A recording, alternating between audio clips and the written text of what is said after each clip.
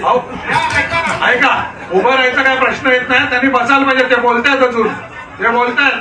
अगदी सरदार खुश होगा शबाशी देगा तसं करू नका. भारतीय जनता पार्टी कोणाला खुश करावं लागत नाही. लक्षात आलं, आज लक्षात आलं आम्हाला.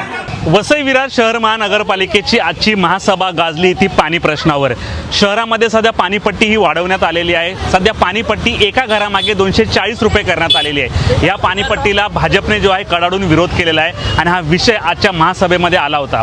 चर्चेला जेव्हा महासभेत हा विषय आल्यानंतर दोन्ही म्हणजे भाजप आणि बहुजन विकास आघाडी दोघांनी जी आहे चर्चा समाधानकारक चर्चा केली, परंतु भाजपचे विरोधी पक्षनेता मनोज पाटील यांनी कडाडून विरोध केला. त्यांनी याच्याला मतदान घेण्याचं सांगितलं, परंतु महापौर अजीव पाटील यांचं असं म्हणणं आहे की ही जी पाणीपट्टी वाढलेली आहे ती आम्ही वाढवलेली नाही. 2025च्या जानेवारी महिन्यामध्ये प्रशासकीय राजवटीमध्ये प्रशासनानं हा ठराव करून घेतला आणि त्यामुळे ही पाणीपट्टी वाढलेली आहे. त्यामुळे ही पाणीपट्टी जर आता रद्द करायची असेल तर त्याचे राईट्स हे आम्हाला नाहीत. त्यासाठी राज्य शासनाची मंजुरी घ्यावी लागणार आहे. त्यासाठी महापौरांनी सांगितलं की आपण संपूर्णपणे आहे की राज्य शासनाच्या दरबारी हा प्रस्ताव पाठवू, परंतु त्याला विरोध केला. या सर्व प्रश्नावर जवळपास 15 ते 20 मिनिटं दोनही बाजूने जोरजोरामध्ये घोषणाबाजी आणि चालू होती. त्यानंतर जे आहेत की भाजपच्या नगरसेवकांनी या प्रश्नावर सभात्याग केला. विशेष म्हणजे ह्या प्रश्नानंतर वसईच्या पूरग्रस्त परिस्थितीच्या प्रश्नावर गंभीर चर्चा होणार होती, परंतु भाजपच्या नगरसेवकांनी सभात्याग केल्यामुळे तो प्रश्न देखील तसाच राहिला. तर दुसरीकडे घोषणाबाजी करण्यात आली, शोकसंदेश सुरू होते आणि पहिल्यांदा नालासोपाराचे आमदार राजे नाईक हे देखील प्रेक्षक गॅलरीमध्ये येऊन बसले होते. त्यांनी देखील ह्या सभासोबत जो राडा चालला होता हा त्यांनी पाहिला. शोकसभा तिकडे सुरू असताना राजे नाईक शोकसभेसाठी उभे होते, परंतु भाजपचे सर्व नगरसेवक जे बाहेर घोषणाबाजी देत होते त्यामुळे लोकांमध्ये कमालीचा जो आहे की असंतोष पसरत होता. पाणीपट्टी का वाढली याबाबत प्रशासनाने एक प्रेझेंटेशन जे आहे की महापालिकेत दिलेलं आहे. 5 ते 10 मिनिटाचे प्रेझेंटेशन होतं. वसई विरारची तुलना इतर शहरांची केली तर मीरा भाईंदरमध्ये हीच पाणीपट्टी जर पाहिली तर प्रति लिटर 1000 लिटर हा दर आहे. कल्याण डोंबिवलीमध्ये पर फ्लॅट मागे 250 रुपये आकारले जातात, म्हणजे आपल्यापेक्षा 10 रुपये जास्त आहेत. तर दुसरीकडे पनवेलमध्ये 270 रुपये पर फ्लॅट आकारले जातात, म्हणजे वसई विरारपेक्षा 20 रुपये जास्त आहेत. तर ठाण्यामध्ये एका सदनिकेमागे 210 रुपये आकारले जातात, पण वसई विरारमध्ये ही 224 रुपये इतकी आकारण्यात आलेली आहे.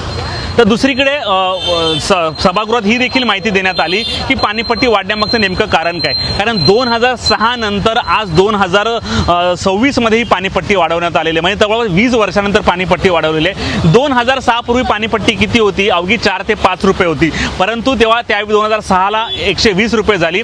परंतु 2006 ते आज 2026 मध्ये लाईटचे दर हे 3 रुपयावरून सरळ 11 रुपयापर्यंत आलेले आहेत. मजुरांचा खर्च हा देखील वाढलेला आहे आणि बहुजन विकास आघाडीच्या नगरसेवकांचं देखील हेच म्हणणं आहे की पाणीपट्टी वाढवली नाही पाहिजे. परंतु ही जी अट आहे, कारण जर पाणीपट्टी वाढवली नाही तर अकाउंट्समधून देखील प्रश्न विचारला जातो की आपण एवढा लॉसमध्ये येऊन काम करतोय, त्याच्यामुळे ते देखील विचार करायला लावणार आहे. या संपूर्ण प्रश्नावर जे आहेत की महापौरांनी नेमकं काय म्हणणं दिलेलं आहे आणि विरोधी पक्षनेते मनोज पाटील यांनी काय म्हटलंय आपण ऐकूयात. बघा, आमच्या देखील सन्माननीय सदस्यांचं म्हणणं हेच आहे की पाण्याचा वाढीव कर जो आहे हा कमी केला पाहिजे. प्रशासनाचं असं म्हणणं आहे की 1 रुपया पण प्रॉफिट आम्हाला कमवायचं नाही, पण जेवढा खर्च होतो हा कायद्याने घेणं बंधनकारक आहे. आणि म्हणून तत्कालीन प्रशासकीय राजवटीमध्ये BJPचे 2 आमदार, एक शिवसेनेचे आमदार आणि BJPचे खासदार हे या प्रशासकीय राजवटीच्या काळामध्ये येथील संपर्कात होते आणि त्यांच्या या कार्यकाळामध्ये हा ठराव झालेला आहे. आणि हा ठराव जर विखंडित करायचा असेल, तो रद्द करायचा असेल तर तो राज्य सरकारकडे जाणं गरजेचं आहे. आणि म्हणून आम्ही त्यांना विनंती केली, आमच्या सदस्यांना देखील विनंती केली का आपण राज्य सरकारकडे जाऊ, राज्य सरकारला विनंती करू का आम्हाला असं वाटतं की बाबा हा दर जरी खर्च आहे तेवढाच जरी घेत असला तरी तो देखील कमी करावा, किंबहुना आम्हाला तो विनामूल्य पाणी कसं देता येईल, अन्य कर लावून आम्हाला कसं काय त्याच्यातनं विनामूल्य पाणी देता येईल हा आम्ही त्यांना कसोशीने सांगण्याचा प्रयत्न केला. परंतु ते ऐकण्याच्या मनस्थितीमध्ये नव्हते. त्यांना आम्ही सांगितलं याच्यातनं मार्ग काढा की आतापर्यंत तुम्ही बघितलं असेल विधानसभेमध्ये सन्माननीय भाजपचे सदस्य वेगवेगळ्या प्रश्न विचारत असतात, अनेक गोष्टी तारांकित प्रश्न विचारत असतात, परंतु हा जो ठराव झालेला आहे दरवाढीचा प्रशासकीय राजवटीत त्यांच्याच राजवटीमध्ये झालेला आहे तो विखंडित करण्यासाठी ते प्रयत्न करत नाही. आम्ही त्यांना विनंती वारंवार केली का हा ठराव विखंडित करण्यासाठी आपले सन्माननीय सदस्य जे आज या सभागृहात प्रेक्षक गॅलरीमध्ये देखील हजर होते, तर म्हणून मी त्यांना विनंती करत होतो, परंतु ते केवळ ठराव घ्या सांगत होते. परंतु असा राज्य सरकारकडे शेवटी हा नियमबाह्य जर असेल, चुकीचा असेल, काही असेल तर राज्य सरकारकडे आहे आणि राज्य सरकारला अधिकार आहे तो ठराव रद्द करणं, विखंडित करणं. तरीसुद्धा आम्ही आमच्या सदस्यांनी देखील सांगितलेलं आहे का बाबा आपल्याला हे दर कर कमी करायला पाहिजेत आणि त्याच्यासाठी आम्ही देखील शासनाकडे पाठपुरावा करणार आहेत आणि शासनाच्या मार्गदर्शनाने आणि शासनाच्या आदेशाप्रमाणे जर शासनाने आम्हाला परवानगी दिली तर आम्ही ते दर कर कमी करून घेऊ. ठरावावर पुढे काय झालं? ठरावावर काय नाही, आम्ही आता राज्य सरकारकडे जाणार, राज्य सरकारकडे मागणार. बघा हा कुठचा प्रशासकीय ठराव आला नव्हता, खाली त्याने विचारलेला ठराव आहे आणि ठरावावर फक्त मतदान घ्या, तुम्ही ऐकलं असेल मतदान घ्या. खरोखर आमच्या सभागृह नेत्याने त्यांना स्पष्ट शब्दामध्ये समजावून सांगितलेलं होतं का आपल्याला काय काय करायला पाहिजे असेल, कायदेशीर प्रक्रिया कशी आपल्याला पार पाडायला लागेल, तर ती कुठचंही न करता केवळ राजकीय लाभ उचलण्यासाठी जर हे असेल तर चुकीचं आहे. कारण आमचं एवढंच म्हणणं आहे की या विविध योजना ज्या आहेत त्या करण्यासाठी सरकारला पैसे भरायला लागतात आणि ते पैसे भरण्यासाठी जर आमचा 25% हिस्सा असेल तर 25% पैसे भरण्यासाठी कुठून तरी आम्हाला पैसे जमा करायला लागतात आणि ते पैसे जमा शेवटी नागरिकांकडनं जमा झालेल्या पैशामधूनच आपण करायला लागतो. आंबट सुसरीला पैसे भरलेले आहेत, देहरजीला पैसे भरलेले आहेत, सूर्याला भरलेले आहेत, चोंडीला भरले आहेत, खोलसापाडाला भरलेले आहेत, अनेक ठिकाणी पैसे भरलेले आहेत. शेवटी हे कुठून येतात? ते हे जमा झालेले पैसे आहेत ते आहेत. राज्य सरकार, मी यांना लवकरात लवकर विनंती यासाठी करत होतो कारण नवीन जनगणनेनुसार जर लोकसंख्या आपली वाढणार आहे आणि त्याप्रमाणे आपण वेगळ्या दर्जामध्ये जाणार आहोत. समजा ब दर्जामध्ये गेलो तर आता जे आपल्याला 70% ग्रँड मिळते केवळ 30% पैसे आपल्याला भरायला लागतात, तर कालांतराने आपल्याला ते 50% भरायला लागतील. त्यामुळे आपलं नुकसान होऊ शकतं. म्हणून त्यांना मी विनंती केली सरकार तुमचं आहे तर आपण सरकारकडे जाऊन हे गायडन्स घेऊ आणि सरकारकडनं कायदेशीररित्या दर कमी करून घेऊ. परंतु ते ऐकण्याच्या मनस्थितीत नव्हते. सगळ्यात महत्त्वाचा विषय असा होता का या पूर्व परिस्थितीवर या महासभेमध्ये चर्चा करायची होती आणि त्याच्यावर काय काय आपल्याला उपाययोजना करता येतील यासंबंधी हा विषय घ्यायचा होता. तो आधी आम्ही चर्चेला घेत होतो तर त्यांनी सांगितलं नंतर घेऊ आणि सभात्याग करून निघून गेले. आणि असल्या महत्त्वाच्या लोकांच्या जिव्हाळ्याच्या प्रश्नावर जिकडे पूर्व परिस्थितीमध्ये आपल्याला काय काय उपाययोजना करता येतील, काय करायला लागतील यासंबंधी कुठचीही चर्चा न करता त्यांनी सभात्याग करून निघून गेले. असो, परंतु आम्ही राज्य सरकारच्या मागे लागू. आमचा प्रयत्न तर असा आहे का लोकांना विनामूल्य पाणी कसं देता येईल, अन्य मार्गाने कसे काय पैसे जमा करता येतील हा देखील आमचा प्रयत्न आहे. त्यासाठी त्यांना देखील आम्ही विनंती केली की याच्यातनं मार्ग काढण्यासाठी तुम्ही देखील आम्हाला सहकार्य करा. जनतेला एक ना एक दिवस आपण विनामूल्य पाणी देऊ शकतो का, वेगळ्या मार्गाने आपण उत्पन्न वाढवून, तर हा देखील आमचा प्रयत्न आहे. सध्या तात्पुरता आम्ही राज्य सरकारकडे जाणार आहोत आणि राज्य सरकारला विनंती करणार आहोत का बाबा यामध्ये तुम्ही आम्हाला मार्गदर्शन करा. राज्य सरकारने जर आम्हाला मान्यता दिली आणि ठराव विखंडित केला तर निश्चित आम्ही लोकांना ज्या पैशामध्ये पाणी मिळते त्या पैशात पाणी देण्यासाठी बांधील आहोत.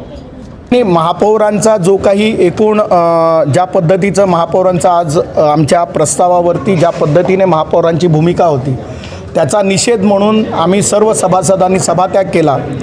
एका बाजूला पाणी पुरवठ्याच्या संदर्भात नागरिकांच्या प्रचंड तक्रारी आहेत.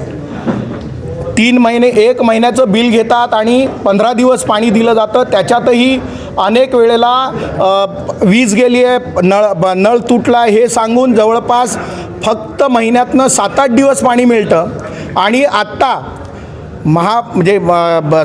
प्रशासनाने जवळपास दुपटीने दरवाढ केलेली आहे. म्हणजे जवळपास 14 रुपयाच्या आसपास रेट आहे. ज्याचं 100 रुपये बिल पाणीपट्टीचं येत होतं त्याचं 200 रुपये यायला लागलं. आणि म्हणून आमची मागणी होती, आम्ही प्रस्ताव दिलेला, आमची मागणी होती की ज्या ठिकाणी पाण्याची गळती आहे असे हजारो कनेक्शन्स आहेत ज्याला आजपर्यंत बिलिंग होत नाही. आमचं म्हणणं एवढंच होतं की ही सगळी गळती थांबवा, ज्यांचं बिलिंग होत नाही त्यांना बिलिंग करा, मेंटेनन्सचा खर्च असेल किंवा इतर खर्च आहे तो कमी करा. आणि हे सगळं कमी केल्यानंतर जे काही तुम्हाला अमाऊंट लागेल ती आपण लोकांसमोर जाऊ. परंतु आज गळती थांबवायची नाही, इलिगल कनेक्शन्सवरती जे बिलिंग करायचं ते बिलिंग होत नाही. दुसऱ्या बाजूला मेंटेनन्स जो आहे आणि त्यामुळे भारतीय जनता पक्षाचा ह्या जी काही बेकायदेशीर दरवाढ आहे, एका बाजूला लोकांना पाणी मिळत नाही, लोकांना टँकरची बिलं लाखोनी येतात आणि दुसऱ्या बाजूला पाणी न देता असलेली दरवाढ म्हणजे दुपटीने केलेली दरवाढ ही अन्यायकारक आहे. त्यामुळे त्याचा आम्ही विरोध केला आणि त्या विरोधात जो प्रस्ताव आणलेला तो प्रस्तावावरती कुठलंही रुलिंग न देता कुठलंही मतदान न घेता महापौरांनी नियमाचा भंग करून तो प्रस्ताव फेटाळल्याचं सांगितलं आणि त्याचा निषेध म्हणून आम्ही सभात्याग केला.